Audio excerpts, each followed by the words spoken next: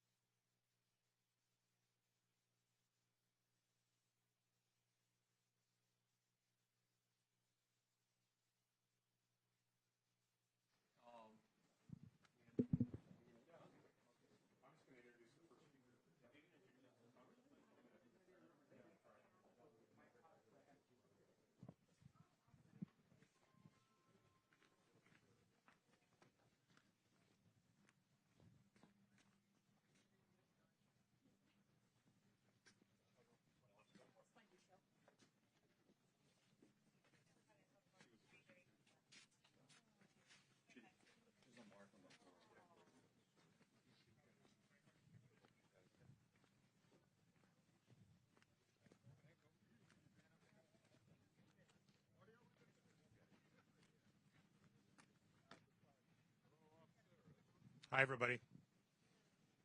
My name's Scott Wiese. I'm the Chief of Police here in Monterey Park.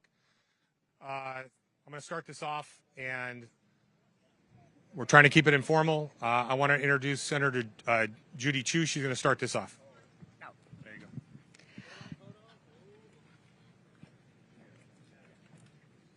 Come on forward. I'm Congressmember Judy Chu, and we just had a walkthrough in this Victim Resource Center, this crisis center. It was very illuminating to see all the resources that there are for the victims' families and what is being done to make sure that they can get through this process. And we have been supported by so many people across the nation. In fact, I just had a phone call with President Biden and Vice President Kamala Harris, who expressed their condolences for what happened and will be expressing their condolences to the victims. But we also have the honor of having Senator Alex Padilla here, who delayed his trip to Washington, D.C. just so that he could be here with us. So, Senator, if you could please say a few words.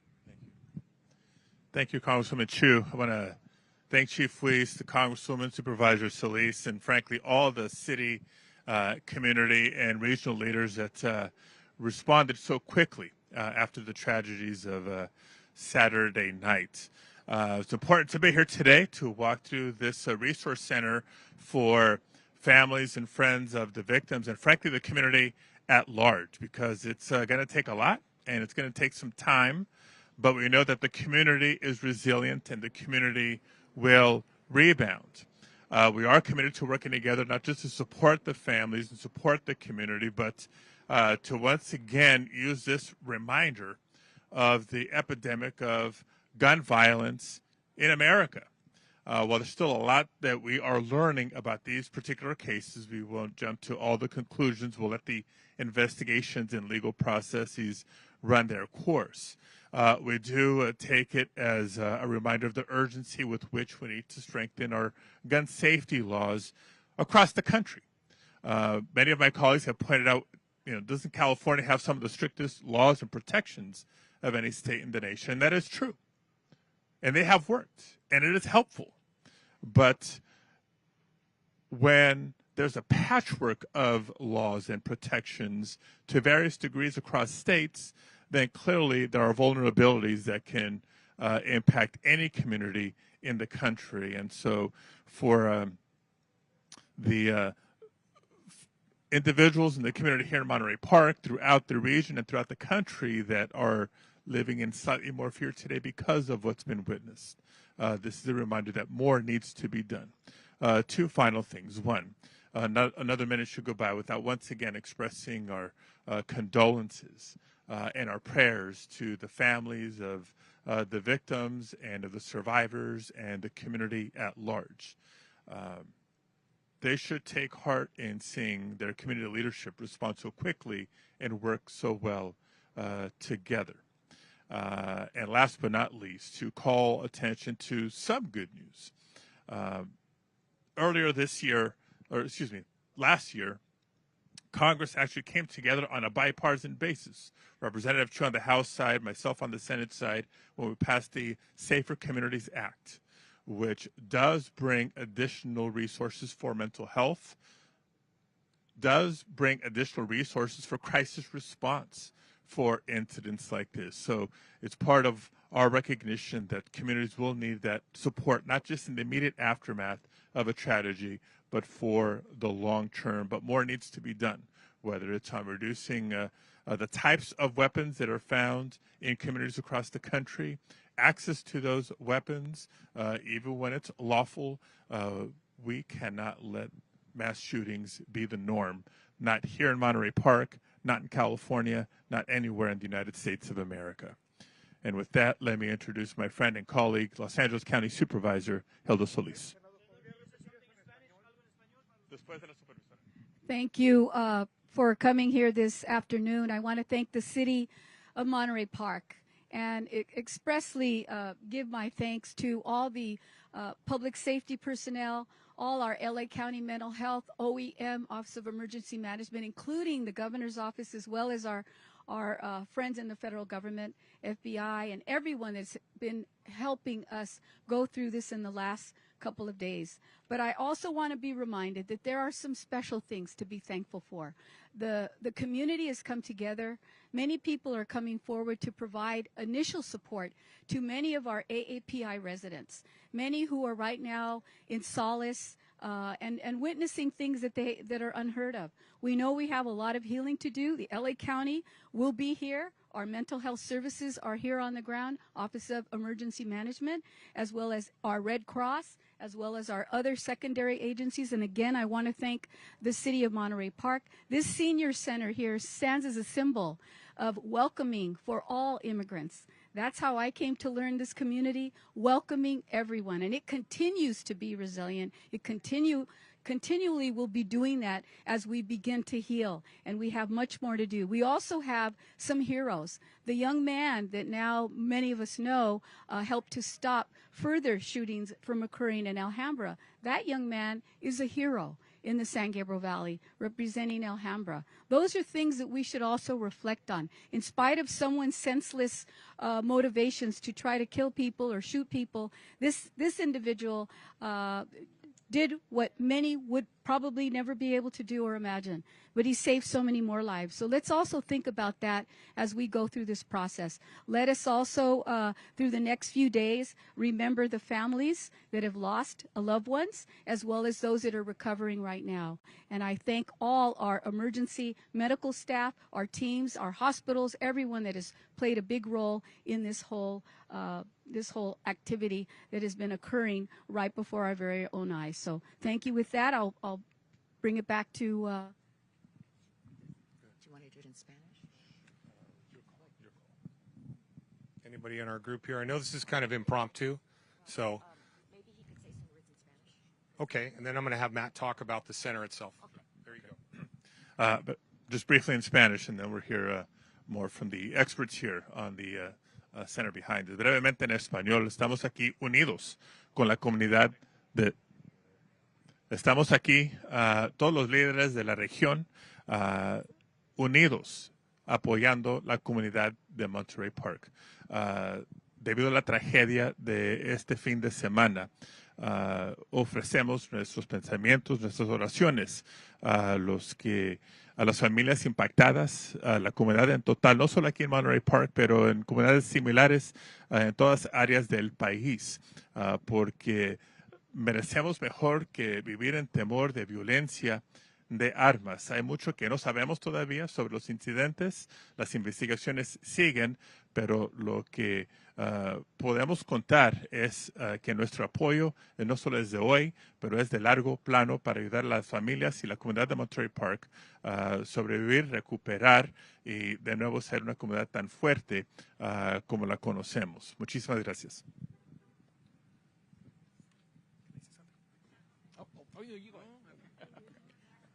All right. Good afternoon. My name's Jose Sanchez, and I'm the mayor pro tem. Actually, I'll be mayor in less than 2 days. I'm also a teacher here in this community, and so I know that this hits hard for a lot of our students. I know tomorrow I'll be going into the classroom, and that's going to be the first talk when I go in. How are we going to have this dialogue with our students? I know that many of our students are going to be coming from many different angles and places, but we just toured the Langley Center, and I was very proud of the work that they're doing in here to provide services for our community. Very proud of that. Tomorrow we're having a vigil here in front of the City Hall at 5:30, and I invite you guys to come out. I know that a lot of our community is coming together to, bridge and it's a lot. It's very emotional for me as well because I live here. I have 3 daughters, and I know a lot of us were at the festival, at the Lunar New Year festival, right just before this happened. But I'm so hopeful of how the community has come together. I'm very hopeful of how we're going to recover, and I know we will recover, and we'll come out stronger. Thank you. Hello, everybody. My name is Matt Hallock. I'm the fire chief here in the city of Monterey Park. And first of all, from the fire department of the city. I just turned it off. Can you hear me now? Okay, my name is Matt Hallock. I'm the fire chief here in the city of Monterey Park. First and foremost, I just want to express my sincere condolences and prayers to the families of those affected, those impacted. This will be a lasting recovery, but as indicated by Supervisor Solis, the center behind me is a senior center here in the city of Monterey Park. But immediately following the aftermath of the incident, it was quickly realized that we needed to set up a resource center for those that were impacted by this tragic event. And so we started the ball rolling on how are we going to set this up, how are we going to stand this up, and get those resources available immediately following this incident. So we partnered with several different agencies to make that happen here in the city of Monterey Park. And I just want to identify those partners because without those partners, this resource center would not be as functioning as it is right now and providing those critical resources, whether it be physical help, mental help, consolation, any type of resources that are needed to deal with the aftermath of such a tragic event. Some of those partners that we are relying on, not only just here in the city, is Los Angeles County Office of Emergency Management, the LA County Department of Mental Health, Los Angeles County District Attorney's Office Multi-Casualty Incident Support Team, the Los Angeles City Crisis Response Team, the American Red Cross, the FBI Victims Specialist Team, the Tucci Foundation, along with the Chinese Consulate. They're all on site. They're all here. What we're doing is, as victims come in, as people that come in related to the incident or not, or seeking any type of support, we capture them at the beginning at the front of the entrance to this facility. We identify what their needs are, and then we take them to the appropriate room, whether it be victim identification, whether it be notification of next of kin, whether it be mental support for somebody who witnessed this tragic event. We identify where they need to go and to the appropriate resource for them. To this point, we've had a total of 6 families have come through the facility to seek that support, and we'll continue to maintain this facility for as long as needed to provide the community the much needed support they're going to need to get through this difficult time. Some logistics on this center. We're going to have it open from 8 a.m. to 7 p.m. Every day of the week until we feel that the community no longer needs that support. For those that are watching at home and don't know the location, the address for this facility is 400 West Emerson. The phone numbers you can contact for additional information are 211 from your cell phone or landline, as well as area code 626-307-1388. I'm going to stay here along with Chief Wiese. We'll be happy to answer any questions regarding our response, both from police and fire, for this incident. We're not going to talk about the investigation as it's ongoing, but we're certainly happy to discuss our response during the incident, after the incident, and what we anticipate in the days moving forward. Do you guys have any update on the condition of the other victims, how everybody's doing? We're in contact as much as we can, but given the nature of the incident, information is limited, and so we're doing our best to get updates on the condition of those that were transported to our local area hospitals. I don't have that information current as of now. Regarding the support for the people, the survivors, the families, things like that, emotional support is one thing. Is there any allocation of funding to help these people with funeral services or long-term mental health treatment? Is that being provided? Is it coming in? Yeah, absolutely. The LA County District Attorney's Office support team is the resource to provide the community with any type of financial assistance for those that were impacted, indicating things you indicated, such as costs associated with recovery. Those will all come from the LA County District Attorney's Office. Correct. Correct. Chief, you talked about yesterday, you had young officers that made the initial entry into the venue. Have you done a further debrief with them? Have you learned anything more? And you expressed concern over their own emotional state, considering that a few have been on the job for a few months before they had this encounter. Right. A great question. Officer wellness at this point is my number one concern. So I had 6 to 8 officers on duty last night, and when they returned to duty, we kind of wrapped our arms around them in briefing. We brought in professionals from the counseling team and ultimately sent them home. They weren't emotionally ready to come back to what they left. And we will continue to provide them with support. I want them to have long careers. I want them to be whole. And the only way to do that is to talk about what they saw, the trauma they saw, and let them know that there are other people that are in their shoes and that they can recover from this. And that's what I'm doing. That's one of my biggest concerns right now. And I'm doing it with every single person that was on duty, whether they're in dispatch, whether they were out in the field. That's who I'm concentrating on right now.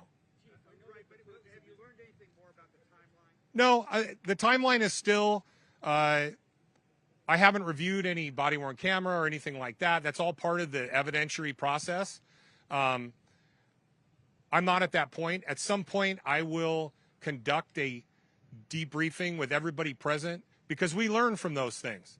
And I haven't gotten there yet. I've talked to them individually about what they saw and how they handled it, but that's about it. Has your department ever had an interaction with this individual who was responsible? Not that I'm aware of. No. I know the purpose of this is to talk more about the support for the victims, but in case we don't get an opportunity to talk to you later, the question of motive is what everybody is asking. What more can you tell us? That's part of the criminal investigation, and quite honestly, I believe they're still looking into that, and I would refer that to the 2:30 conference today with the sheriff. I'll be there, but Sheriff Luna is going to talk about what they may have discovered within the last 12 or 14 hours. I don't know. Honestly, I do not know. Well, I think we all want to find out why. We all want answers to questions that we may never have answers to. That's kind of the enigma of this. I know that my individual officers would like to know why. I know the families want to know why. The why is a big part of this. The problem is we may never know the why, and we have to work past that. Yeah, they leave behind a note. I don't know if he did that or not. And quite honestly, I haven't been briefed yet about what they found when they executed search warrants. At some point, we'll probably have a fragmented why, but I don't know if we'll ever have the full story. Do you know if are you going to continue to work with all these different agencies, Los Angeles, Monterey Police Department, FBI? Is that going to continue? Yes. The investigation, I mean, everybody's learned over the years that just because the suspect dies doesn't mean the investigation stops. We will conduct it as if it's a regular criminal investigation. That's the way these things work. We're all about transparency. The public wants answers. You want answers. I want answers. And that will only come from an investigation. Everybody involved. Yes, sir. At the Hall of Justice, Sheriff Luna is going to do a 2:30 press conference. Downtown. Yeah, not here. I'm going to go over there. I know. I wish. Most of the people you saw yesterday, so I believe federal partners, it's focused on the investigation and what they've determined, what they've learned from the search warrants and the other stuff they're at now. But he wants to do it downtown, so it's easier to move me there than it is to move that here, I guess. So, last question, please. Any concerns about copycats? Have you received any reports? We know there was reports of someone wanting to go to one of the hospitals. There was. We investigated that, and we're looking into that. There hasn't been any. It's always a concern of ours. We're prepared if anything were to happen, and we take each of those threats on a local level very seriously. My investigators are professionals, and they take it very seriously. So we haven't had any, but it's always in the back of our mind. We're always prepared for that. All right. 11. There are 11 people have died because of this incident so far. So, not counting the suspect. I'm not counting him. All right. Thank you very much, everybody. Have a great afternoon. Thank you for coming out. Excuse me, Rombo, City Manager for Monterey Park. Is there anyone here that is from any other newspaper that needs translation, whether it's Chinese or Taiwanese or anything, from this Q&A. Okay, thank you very much. Appreciate it.